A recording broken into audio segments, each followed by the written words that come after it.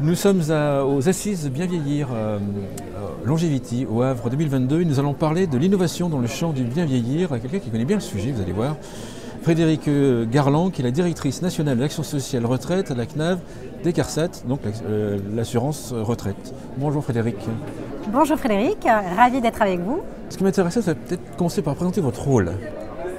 Alors moi je m'occupe de la direction nationale de l'action sociale, en fait l'assurance retraite, la CNAV, les CARSAT. On a deux métiers, un qui est parfaitement identifié, c'est qu'on doit s'occuper du passage à la retraite, du calcul et du service des pensions de retraite. Celui-là il est très connu, on est le premier opérateur de la retraite en France, mais on a aussi un deuxième métier, une deuxième mission qui est d'accompagner la vie à la retraite dans le cadre d'une politique d'action sociale extra-légale qui vise à prévenir les effets du vieillissement, c'est-à-dire à promouvoir le bien vieillir et à préserver l'autonomie au travers d'une politique de prévention. Comment est-ce qu'on en vient, quand on est directrice nationale de l'action sociale de la retraite, de s'intéresser à l'innovation dans le bien vieillir ? Alors on en vient parce que aujourd'hui, je vais sans doute rappeler 2-3 données que tout le monde a bien en tête, mais on vit une triple transition assez majeure, dont dans cette triple transition, 2 transitions sont parfaitement identifiées, connues, font l'objet de nombreux débats, de nombreuses réflexions, et une transition finalement qui semble assez taboue, en tout cas qui est beaucoup plus invisible dans le discours public. Donc une transition économique avec l'environnement, une transition technologique et une transition démographique. On va avoir, petit point de repère, entre 2022 et 2027, en France, la part des 70 ans et plus va croître de 20%. On est vraiment dans une transition qui appelle des réponses et des réponses rapides. Et si on veut finalement être au rendez-vous de cette transition, il faut investir le champ de l'innovation pour pouvoir faire émerger des solutions et des réponses complémentaires à celles qui existent et surtout qui répondent aux attentes des Français, des seniors. Et aujourd'hui, les seniors qui vont arriver au grand âge, ce sont des seniors qui ont grandi avec mai 68, qui ont écouté les Beatles, les Rolling Stones, qui ont développé la société de consommation. On ne pourra donc pas leur proposer les mêmes réponses qu'à leurs parents ou à leurs grands-parents. Il faut réussir véritablement à répondre avec eux, pour eux, à la manière d'accompagner leur vieillissement. Et on le sait, plus de 90% des Français qui sont interrogés, ils veulent pouvoir vieillir dans l'endroit et dans le domicile qu'ils ont choisi. Et souvent, c'est leur domicile historique. Donc c'est essentiellement le changement de génération qui pousse à l'innovation, entre autres. C'est le nombre plus la vague des baby-boom. Oui, et puis c'est aussi une matière, la politique d'action sociale, on est sur une matière extra-légale, donc on a une capacité, des marges de manœuvre qui font aussi que c'est un métier, un univers qui est passionnant. On a un cadre réglementaire, mais le fait qu'on soit en subsidiarité et dans une approche extra-légale fait que toute la place est laissée à l'expérimentation, à l'innovation et au partenariat. Donc, dans ce cadre, vous avez mis en place Vivalab, oui. Peut-être présenter Vivalab. Et puis ce qui m'intéresse aussi de comprendre, expliquer, c'est pourquoi Vivalab a été créé. Alors, Vivalab, c'est un accélérateur de solutions, de nouvelles réponses dans le champ du vieillissement actif en santé et de solutions évidemment à impact social, puisqu'on est la sécurité sociale. Cet accélérateur, il a été créé d'abord parce qu'en 2013, quand la filière de la Silver Economy a été mise en place, le conseil d'administration de la CNAV a immédiatement décidé d'être signataire de cette nouvelle filière et à partir de là a commencé à entamer des travaux pour essayer de définir quelle pourrait être la place de l'assurance retraite au sein de la filière de la Silver Economy. L'aventure a démarré de manière assez classique dans notre univers, plutôt par la définition d'appel à projet, pour essayer déjà d'identifier si sur le champ de la prévention, du bien vieillir, du vieillissement actif en santé, on pouvait avoir de l'innovation. La Silver Economy était surtout identifiée sur les réponses par rapport à la dépendance, le développement de la e-santé. Donc il y avait déjà une première question qui était, est-ce qu'on a des porteurs d'innovation, des porteurs de solutions sur les territoires sur un champ qui est l'accompagnement de la vie à la retraite, le vieillissement actif en santé et le bien vieillir. On a donc fait des appels à projets en 2015, appel à projet qui était un grand appel à projet national de dispositifs de soutien aux innovations techniques qui nous ont permis de constater qu'un peu partout sur le territoire, il y avait effectivement des bonnes idées qui étaient d'ailleurs bien souvent plus déjà à une étape avancée. On n'était pas seulement à l'étape de l'idée, on était aussi avec des dispositifs qui étaient sortis de terre et qui avaient commencé à être testés, voire déployés dans certains territoires et pour lesquels il y avait une forme d'accessibilité nationale, un potentiel national qui était réellement identifié. Et cela, en fait, on a décidé dans un premier temps, au travers d'un appel à projet, de les soutenir financièrement.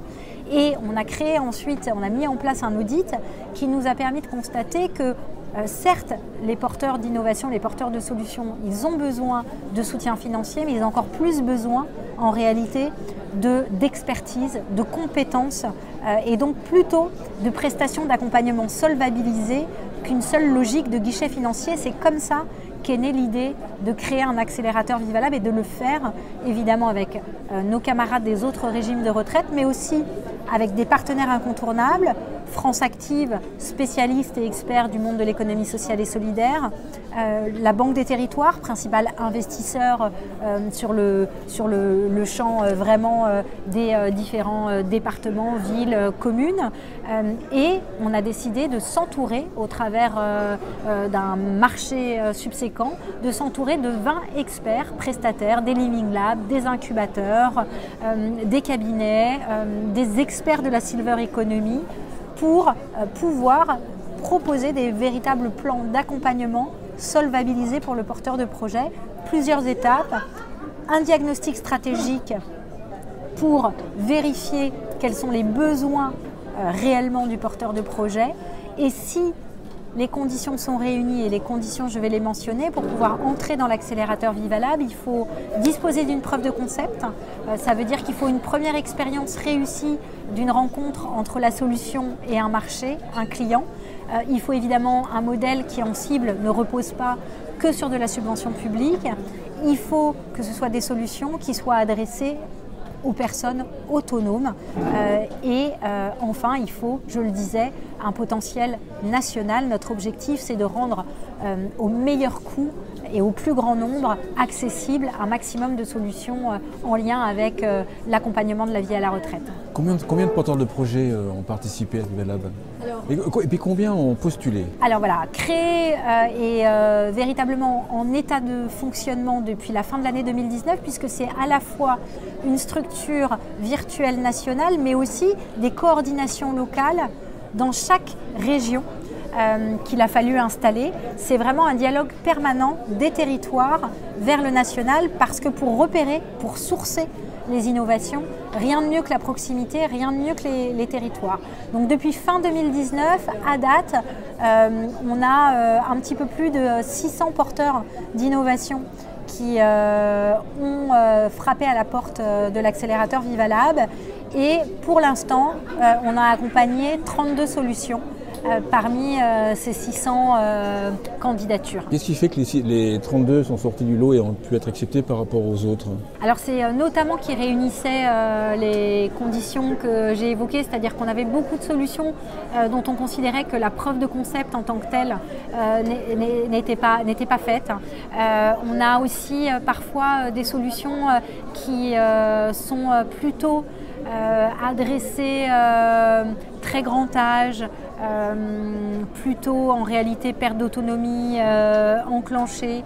Et puis nous, notre souhait, c'est vraiment d'avoir une approche qui est plutôt de réfléchir à des solutions qui sont des solutions universelles, qui ont vocation à pouvoir s'adapter et à apporter du plus et du mieux aux seniors ou aux professionnels qui accompagnent les seniors. On ne souhaite pas finalement des solutions qui sont pile poil pensées que pour les seniors. On le sait, il faut regarder les usages, et les usages des seniors peut être commun avec d'autres typologies de personnes. Mais complètement. Une question un peu directe. Quel est le projet qui vous a le plus plu, qui vous a le plus étonné dans les 32? Alors le projet en tout cas qui est vraiment, il y a un double projet. Je ne vais pas pouvoir réussir à arbitrer donc je vais en citer deux. C'est bien. Pouvoir citer deux c'est bien, c'est très bien. Et pardon pour les autres parce qu'en fait c'est que des pépites et des talents, moi j'y crois, je veux dire vraiment et je souhaite que... mais je vais m'arrêter sur deux solutions. La première, c'est une solution de mobilité inclusive portée par une entreprise EE qui est, les flâneuses. Qui est à Toulouse, les flâneuses. L'approche est géniale. La manière dont tu vois l'approche, l'usage et à qui appartient la flâneuse. Pour ceux qui suivent, il y a une émission sur la flâneuse. Sachez sur ma chaîne YouTube. Et ben, typiquement, ça, c'est une aide de mobilité inclusive qui a été accompagnée et accélérée par Vivalab et qui aujourd'hui se retrouve au Louvre, proposée aux visiteurs. On a accompagné évidemment la société pour qu'elle soit capable d'avoir une mesure d'impact de sa solution.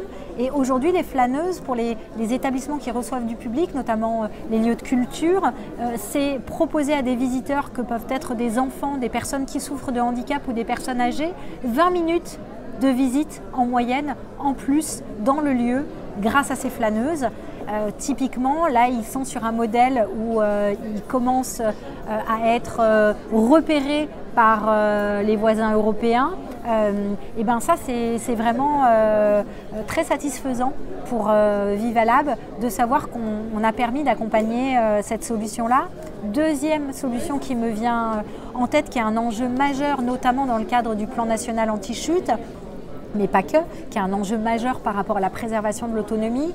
On a 7 personnes seniors sur 10 qui sortent de l'hôpital aujourd'hui, qui souffrent d'une maladie qui est méconnue, qui s'appelle la dénutrition. Et on a environ 4 personnes sur 20 qui a plus de 70 ans qui vit à domicile, qui est sujette à cette maladie les chiffres sont hallucinants. de la dénutrition. C'est donc un phénomène massif.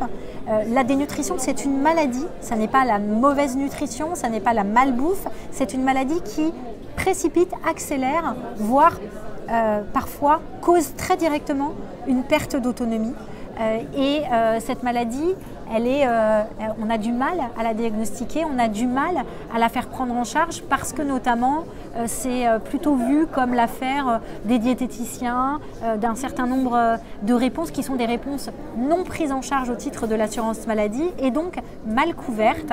Eh bien, est venu taper à la porte de l'accélérateur Vivalab, un groupe, une société, Winov, qui avait une solution, Cdiet. Également sur ma chaîne YouTube, Grand Entretien. Cdiet. Comme quoi les grands entretiens sont pas mal. Hein. Et Cdiet, c'est vraiment une solution qui a un modèle économique tout à fait vertueux, qui permet d'accompagner soit directement, soit au travers du professionnel du domicile, des seniors sur un diagnostic, repérage et ensuite un accompagnement de ces solutions. Aujourd'hui, Cdiet est en passe de devenir la première réponse en France de lutte contre la dénutrition devant ce que proposent les CHU ou ce que peuvent proposer les diététiciens. Là aussi, une pépite repérée, accompagnée par Vivalab et qui connaît une croissance incroyable. Je pourrais en citer pas mal des solutions, mais vous m'avez proposé d'en citer deux. C'est les deux qui en plus viennent des territoires.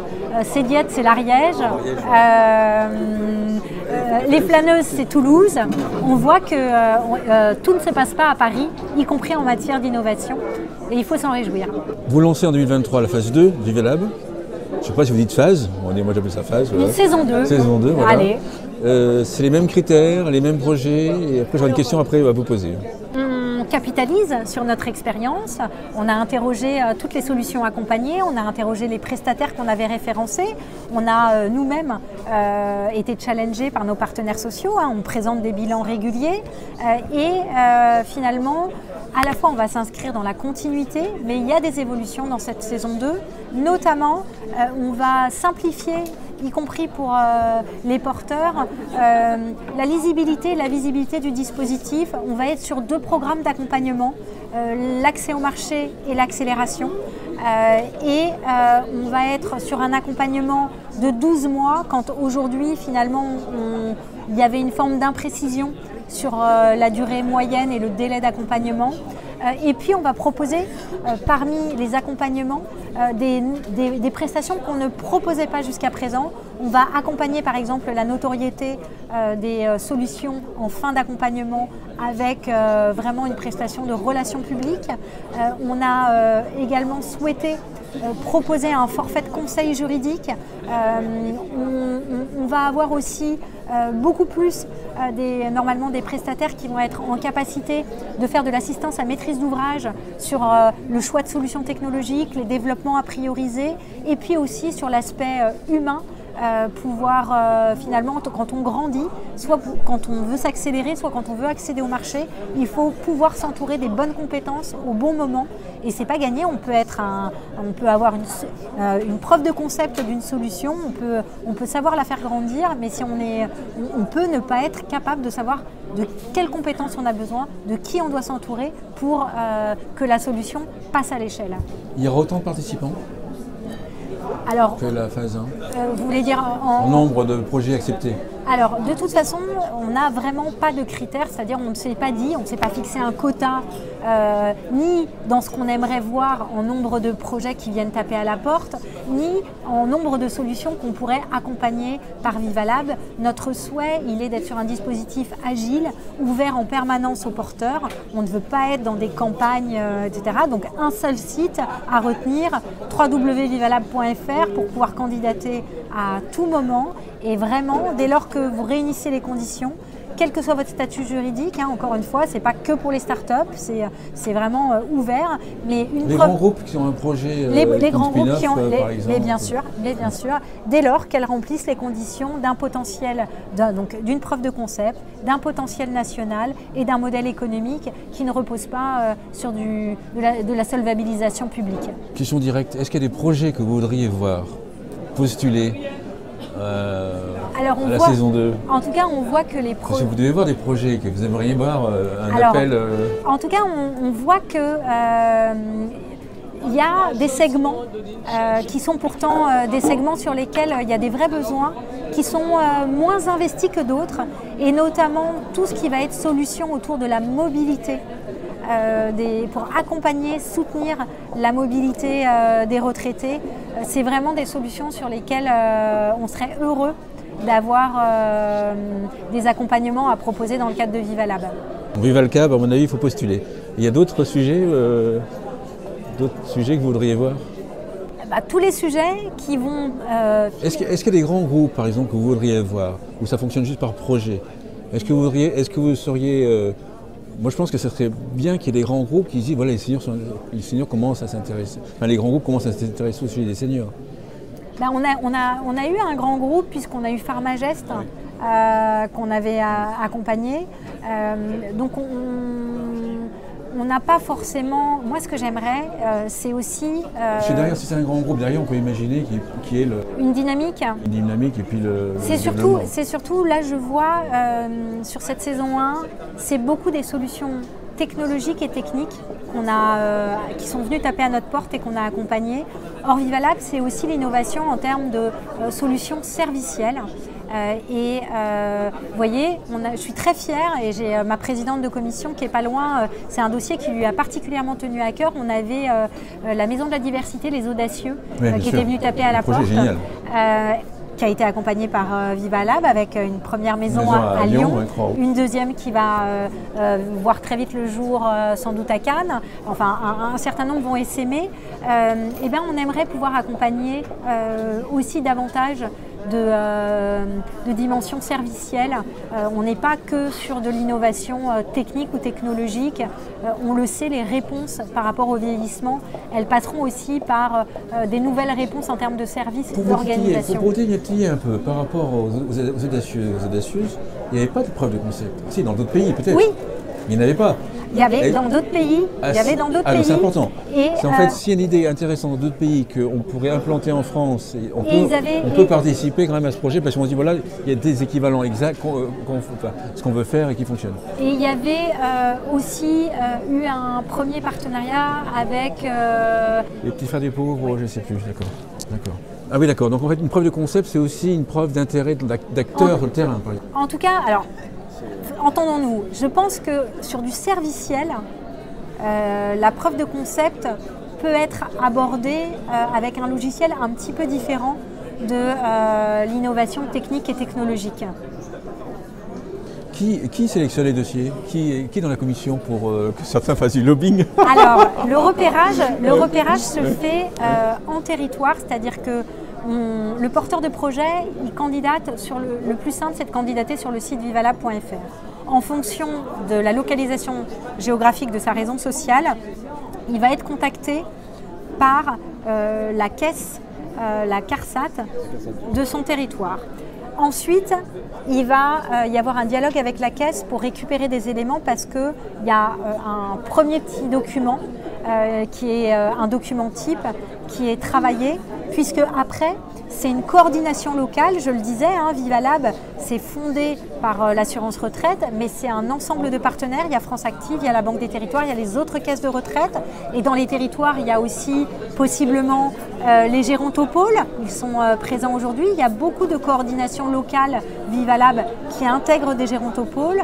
Il y a des Silver Régions, il y a des conférences des financeurs, il y a des chambres des métiers. Donc localement, ils repèrent, ils sourcent et ils sont en dialogue avec le porteur de projet pour préparer un peu une première présentation de l'innovation. Si collectivement cette coordination locale des partenaires valide l'intérêt, à ce moment-là, c'est transmis au national, aux acteurs que nous représentons, donc Agir Carco, Assurance Retraite, Banque des Territoires, Caisse des Dépôts, France Active Nationale. Et là, on va initier un diagnostic stratégique qui est déjà un premier service entièrement solvabilisé, qui est véritablement un regard à 360 sur toutes les dimensions et du projet et du porteur, de ce qu'il faut faire pour fiabiliser et rendre un potentiel national réellement certain. Et ce diagnostic stratégique, ça va être la base ensuite de la définition du plan d'accompagnement. Donc c'est vraiment les partenaires nationaux qui, au regard de ce que dit la coordination, vont juste vérifier qu'il y a vraiment un apport de valeur par rapport à l'ensemble des solutions qui ont déjà été repérées et sourcées, que ça répond complètement à la logique de Vivalab. Donc il faut à la fois convaincre le territoire de localisation de la solution. Donc, identifier les différents acteurs sur le territoire. Voilà. Et ensuite, bien travailler avec eux pour faire remonter des éléments solides qui donneront envie d'accompagner effectivement le porteur. Merci à vous, Frédéric. Merci à vous, Frédéric.